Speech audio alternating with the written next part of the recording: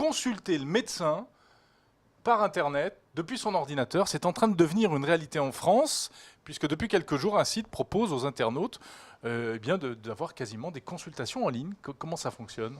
Alors effectivement, on l'attend depuis très longtemps. On ne parle pas encore de consultation, c'est vraiment un avis médical, mais presque instantané. C'est mieux que de se dire j'ai un cousin médecin. Là, en Surtout un quart si on n'a pas de d'heure, cousin médecin. si vous avez une question, il y a un médecin, un vrai docteur, qui vous répond en ligne. Donc le site qui s'est lancé récemment, il s'appelle mesdocteurs.com, c'est assez facile de s'en souvenir.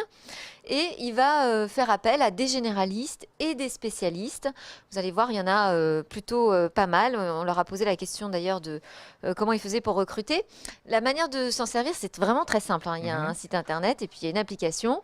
Donc on pose sa question. C'est totalement anonyme. Et dans les minutes qui suivent, en fonction du prix qu'on a payé, eh bien, on a une réponse. Mais est-ce que vraiment on peut faire confiance à cette plateforme? Alors, on leur a posé la question, comment vous faites déjà pour trouver des vrais médecins? Parce qu'ils sont, ce sont des vrais médecins. Ils sont plutôt débordés. En tout cas, moi, quand je vais chez mon médecin, il n'a jamais le temps.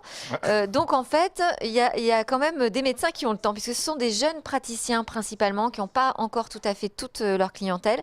Beaucoup de femmes médecins aussi qui travaillent à temps partiel et qui apprécient de pouvoir travailler de chez elles de cette façon grâce à Internet. Et puis, il y a pas mal de docteurs en fin d'exercice qui, eux, sont plus tellement au cabinet et sont ravis de pouvoir continuer à pratiquer, donc prodiguer des conseils. En pré-retraite, qui sont sans doute parfois les meilleurs, parce qu'ils ont une très grande expérience. Très expérimentés. Donc le site mesdocteurs.com en particulier, ils ont 150 médecins comme ça sur qui ils peuvent compter et sonner assez rapidement. Il y a déjà beaucoup d'internautes qui font confiance au site. Ils parlent de 40 à 50 questions qui sont traitées chaque jour, ce qui est plutôt bon signe. Voilà. Et les investisseurs aussi sont confiants puisqu'ils ont injecté 1,2 million d'euros. Ah oui. Et alors pour le consommateur, ça coûte combien ?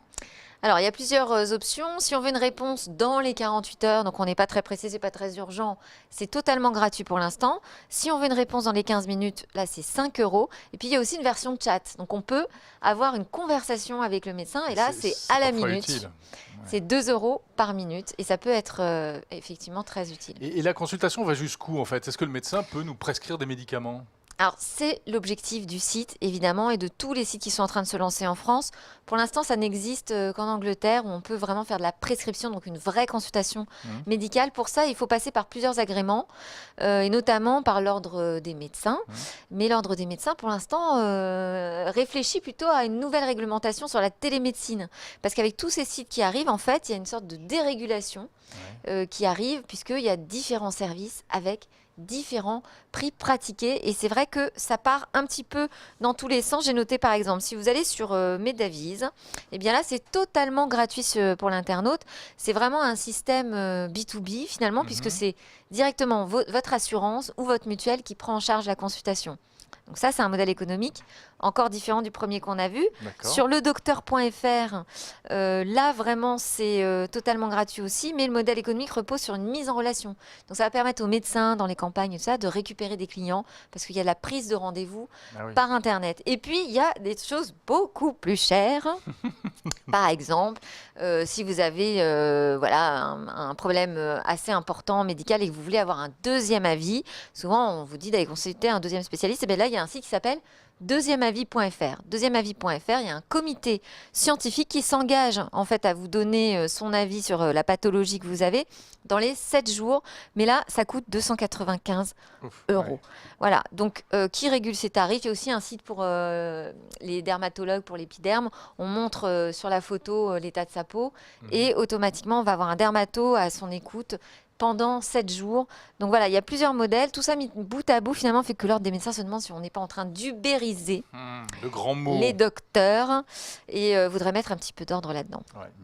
Mais en tout cas, on progresse. À un tournant, et c'est une vraie petite révolution qui se prépare. Là, voilà, ça évite d'attendre le rendez-vous chez le spécialiste pendant des mois. Il y a un vrai besoin. Il y a un vrai ça évite aussi une clé. Consultation inutile chez son généraliste quand c'est juste pas grand-chose.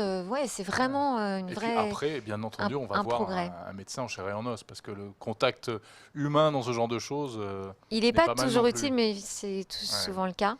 Et puis pour les zones rurales aussi, où on a peu d'accès à la médecine. Oui, bien sûr. Merci beaucoup Delphine. Merci.